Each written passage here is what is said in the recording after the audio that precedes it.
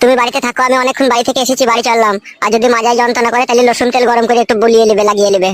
আমার বড্ড ভয় করছে ফুটকি, আমি কারোর সাথে কোনোদিন এরকম করিনি, তোমার সাথেই প্রথম করলাম। আমার কি কি হবে তা আমি বুঝতে পারছি। কিচ্ছু হবে না গো শোনা, আমি আছি তো। তুমি বসে থাকো, আমি বাড়ি চললাম। তোর সাথে যে এরকম নোংরামি করেছে তুই আমাকে এতদিন বলিসনি কেন?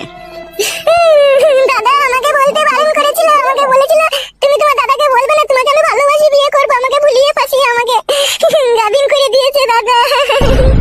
শালা বন্ধু হয়ে তোর সাথে এরকম বিশ্বাসঘাতকতা করেছে ও? হ্যাঁ দাদা।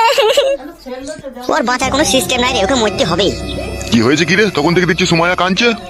বড় একটা সর্বনাশ হয়ে গেছে কাকা। কি সর্বনাশ হয়েছে রে? তোমার ভাতিজাকে গাবিন করে দিয়েছে আমার বন্ধু ফটকে। একদিন আমি বারণ করেছিলাম যে ওসব ছেলেকে বাড়ি ঢুকতে দিস না, নিখাত একটা দুর্ঘটনা ঘটবে। হ্যাঁ, আজকে ঘটে গেল।